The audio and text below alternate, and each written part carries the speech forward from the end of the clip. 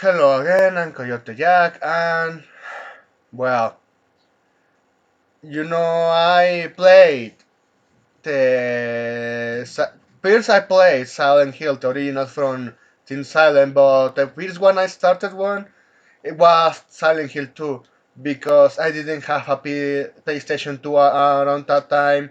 I didn't have the original Silent Hill in my hand, not even have PS1, but I have my original Xbox. I had that. Because when I first tried using my PC, I fucking failed because it was so fucking potato. It can't even run Silent Hill 2. That that was it was like that for many years. But well, I heard people talking about horror games because that was something that piqued my interest in my teenage days. And I always heard, yeah, Silent Hill, Silent Hill. Because, yeah, everyone was just simping over Resident Evil, especially when Resident Evil 4 released. But you had people play, hey, what about the Silent Hill games? And it happens to be that, yeah, the Silent Hill 2 extended edition, the director's cut, but with colored Restless Dreams, released on the original Xbox. The only thing you had was that, yeah, that mature classification, that SRB, mature 17 plus, and I tried it. And I was just like, oh man, this actually give me the grades is just nice. And when you pay attention to the story, yeah, how things can get really really dark. But back in the day, it was at the time that okay, it just has the service so the parent can actually see. Yeah, this is a game not made for kids. So you shut the fuck up if you buy it and you give it to your underage kid. The, and that the only thing to make you commit it was to give it the cover and the reverse cover. Well, looking at behind, you see the kind of the hypnosis on screen gameplay and making you aware of what you are going to encounter. That surprise factor. And the SRB sure will tell you that, yeah, violence, sexual content. Okay, you have this. And you're telling me what kind of content are you going to expect by playing it. Well, nowadays, when the SRV just go fucking over the top to just spoil you what the game it is. And also, the fact that even Steam is now doing it, and you tell them, oh, this game is set in the 90s, you're going to encounter this scene, yeah, it has this sort of a thing happening to these characters in this description. Say it's a woman, it's a girl, it's a student. I'm just like, well, at this point, why don't you tell me the fucking game in the first place? And I just avoid wasting my time buying it because at this point you are spoiling me. And that's what the debacle that came with Silent Hill F. So this one with Pirate Nation, for Silent F aiming to be the goriest one in the series. So since they said this, so Silent Hill F was recently rated in Japan as the first game in the series, 26-year-old history to be rated 18 plus. But well, the service when say Silent Hill F has scenes where enemy attacks result in the player character getting impaled on internet and or getting their face ripped apart. So the fact that you are telling this, yeah, you could have easily said, yeah, it has gore and dismembering. This dismembered you scenes. That was it, but they went over the top to saying, just going to spoil you the game at one point has this. And just like, you're ruining the surprise factor, but since they want to still cater to, hey, yo, my sensibilities, fuck off with that shit. We are just too old to, once again, seeing you try to cater to these morons. So, continue on. Content will include a character burning alive inside a cage. So yeah, like I keep saying, they're fucking spoiling all the fucking game. Just because, yeah, we live in a society now that you have a lot of snowflakes. Yeah, what would I care about them? Fuck them. Look, even I have to say, I'm not interested in Silent Hill F. I buried that down a long time ago.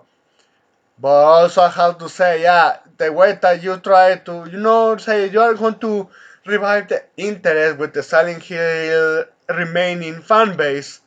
Yeah, let's exploit this shit and having them hype only to get disappointed, even if they say, oh, it go just this woman was this character was born in a cage, but you just put it off screen, not the burning, explicitly in the camera, just like what happened with Silent Hill 4 with one of the sacrificial lambs in that ritual by Walter Sullivan. Yeah, I remember a lot of that game. Fucking remember. I'm old. I played all the Silent Hills from Team Silent, and even I managed my way to get a copy of 3 for the PS2 and the second one. And even I remember I bought the PSP version Zero and Shattered Memories, but $3 each.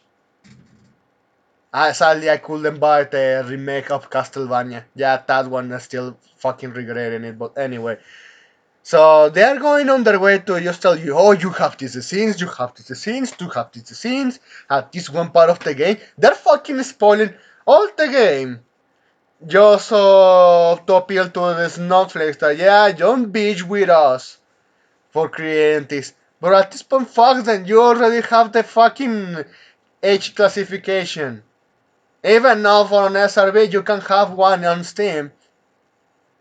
But the fact that you even have to put this in by mandate, just so yeah, there are a lot of fucking snowflakes, and even they have the tag that this is an 18 plus game, they are still going to bitch about it.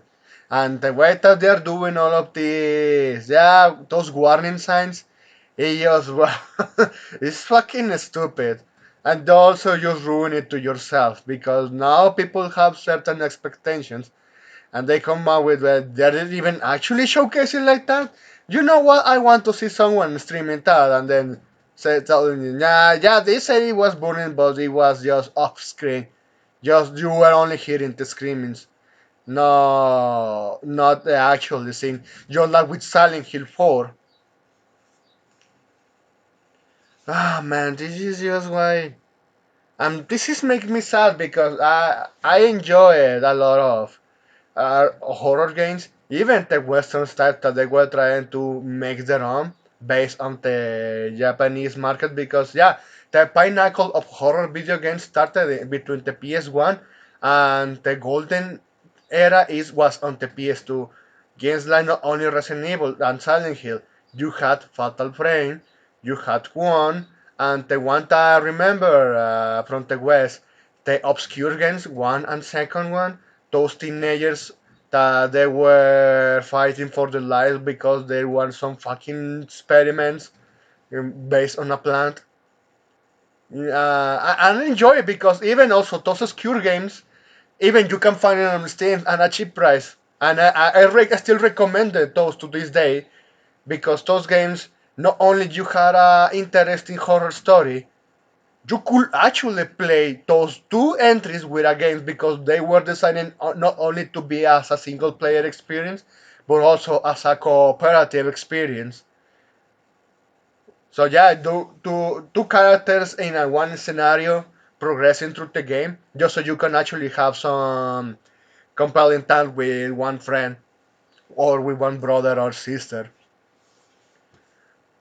And the other one was the suffering, the one that is actually giving you like flashbacks of your protagonist. But that was at the time, so yeah, I want to see the surprise. It was a competitive market. But nowadays, yeah, they're trying to revive the horror genre, and they are doing shit like this. You know what? Go fuck yourself. They are not just ruining yourself with this one. and for everyone else. Even the ones that are willing to stick it out with you after how much you fuck them up. Yeah, I's watching you fucking Konami. But anyway, that's it. Thanks for watching and please have a pretty good day and take care.